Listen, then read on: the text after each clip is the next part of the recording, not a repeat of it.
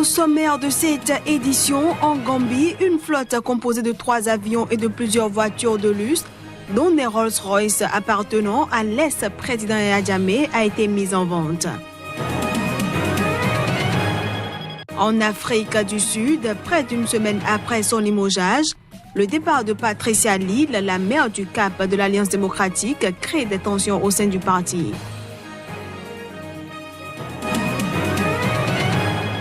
Et puis, attaque au couteau à Paris ce samedi soir. Selon d'anciens camarades de lycée de l'auteur Kamzat Azimov, il était un élève discret dans la région.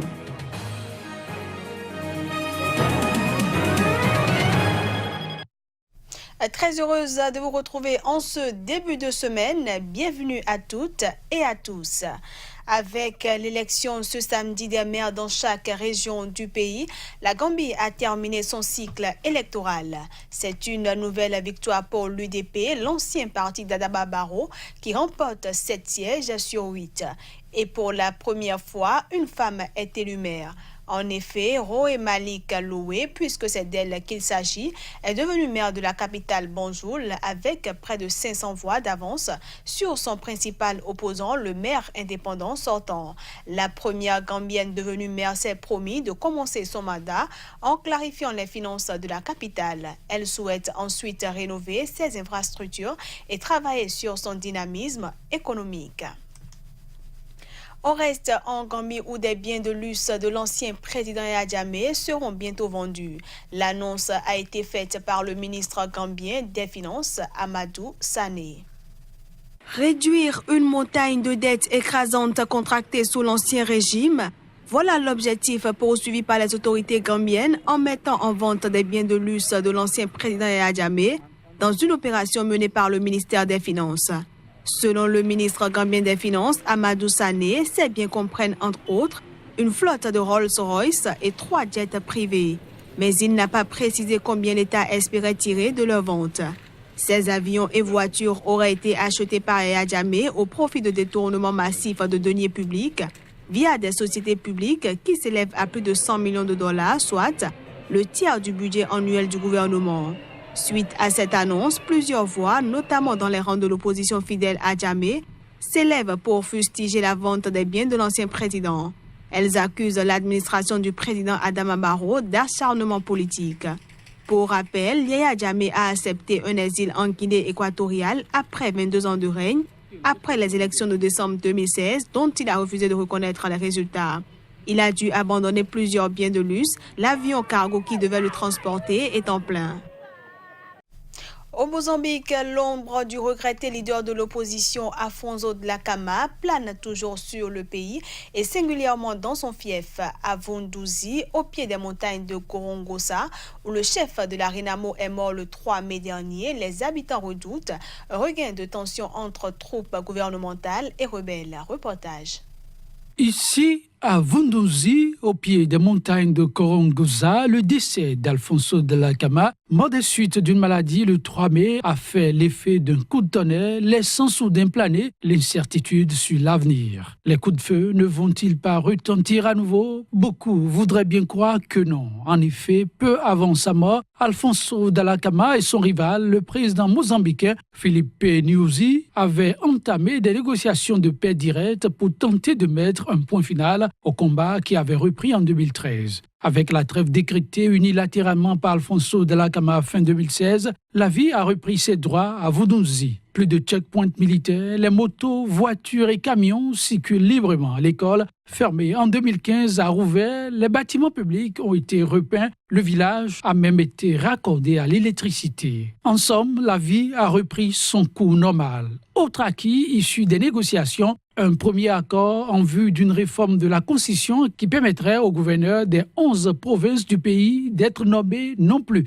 par Maputo, mais sur proposition du parti politique vainqueur des élections locales. La Renamo réclamait cette mesure depuis des années. Le dernier point de discussion en suspens concerne l'épineuse réintégration des soldats de la Renamo dans l'armée ou la police. La pérennité de ces acquis dépend désormais de la politique des nouveaux maîtres de la Renamo. La paix reste précaire et tout peut donc arriver à tout moment.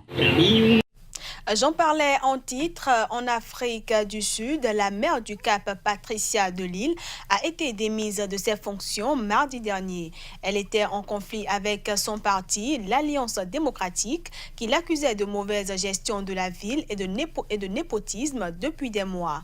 Son limogeage est un énième brevet pour l'Alliance démocratique qui enchaîne les crises. Près d'une semaine après son limogeage, le départ de Patricia Delisle de l'Alliance démocratique crée des tensions au sein du parti. Démise de ses fonctions de maire de la ville de Cap, elle était en conflit avec son parti qui l'accusait de mauvaise gestion de la ville et de népotisme depuis plusieurs mois. Patricia Delisle, figure de la lutte contre l'apartheid, a été exclue du parti alors qu'elle y bénéficiait d'une forte notoriété. Son départ est un revers, le énième pour l'Alliance démocratique qui ne cesse d'enchaîner les crises.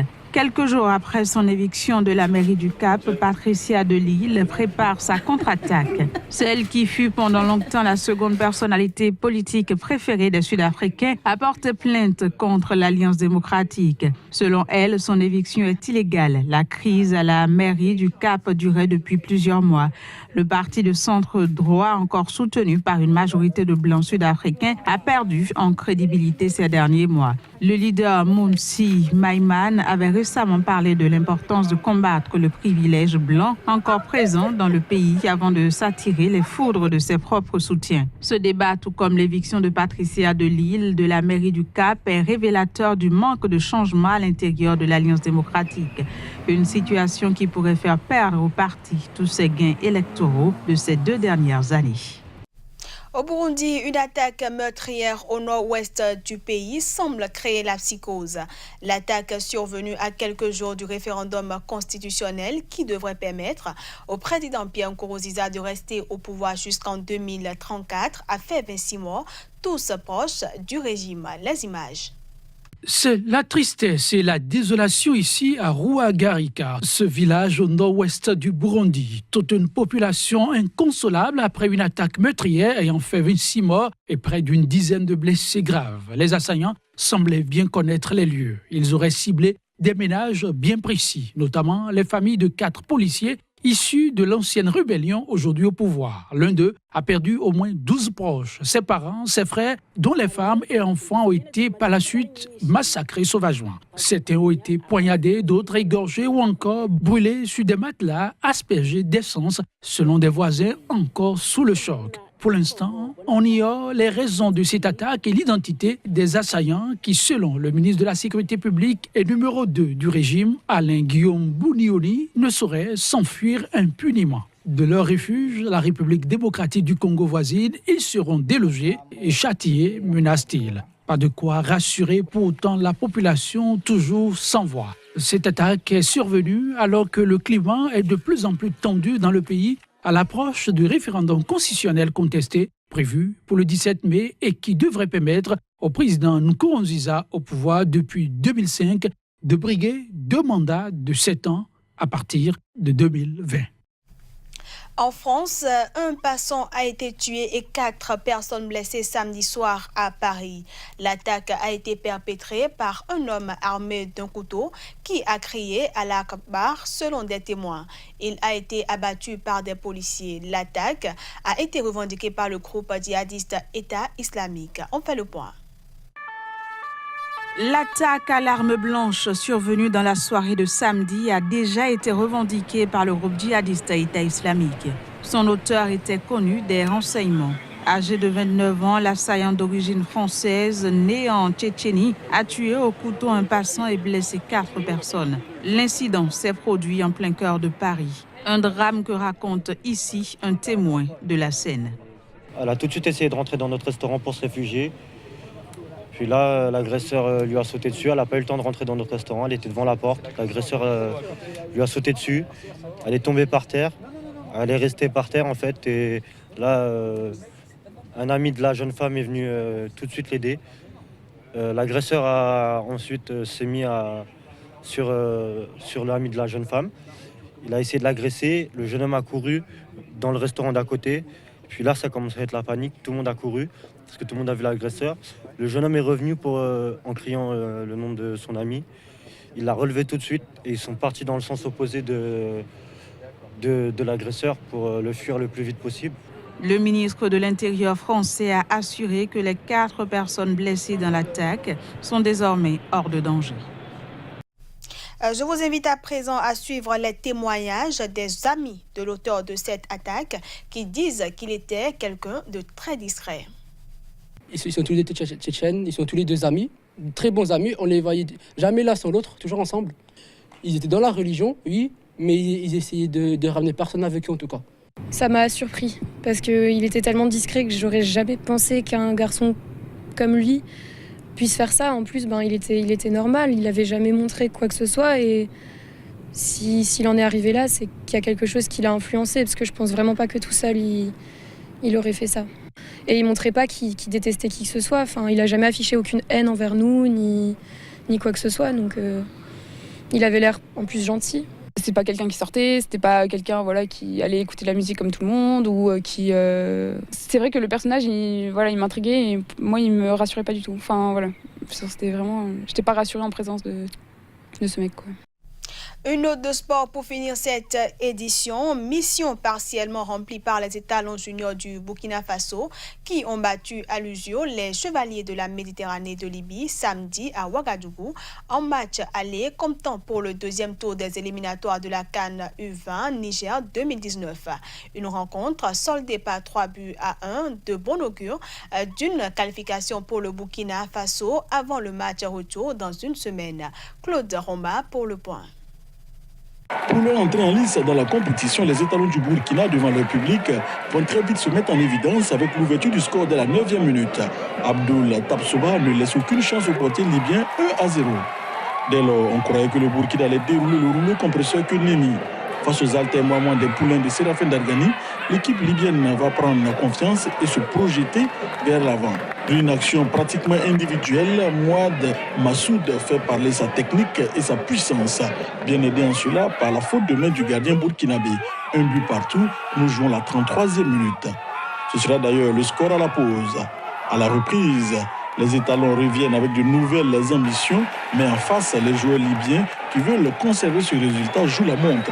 Ils multiplient les arrêts de jeu en se couchant constamment sur le terrain, au moindre contact. Dès lors, le jeu est beaucoup haché, qu'à cela ne tienne. Les Blancs assiègent le camp des Rouges qui va finir par craquer littéralement en encaissant coup sur coup 2 buts dans les ultimes minutes. Salifou Diarasouba d'abord à la 89e minute, 2-1.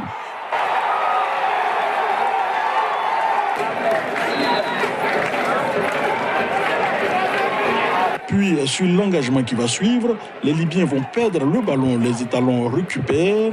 Abdoul Kwanda, bien lancé, se joue de la défense. Sa lourde frappe dans la surface de réparation fait mouche. 3-1. Les étalons sont dans l'euphorie et les chevaliers de la Méditerranée s'effondrent. Une première manche gagnée à domicile 3-1 par le Burkina, de quoi entrevoir le retour avec plus de sérénité dans une semaine à Tunis où les étalons comptent transformer l'essai. Rappelons que pour des mesures sécuritaires, la Libye a élu domicile en Tunisie pour ses matchs internationaux. Et voilà, mesdames, messieurs, c'est sur cette victoire des étalons du Burkina Faso que prend fin cette édition, que je vous remercie d'avoir suivi.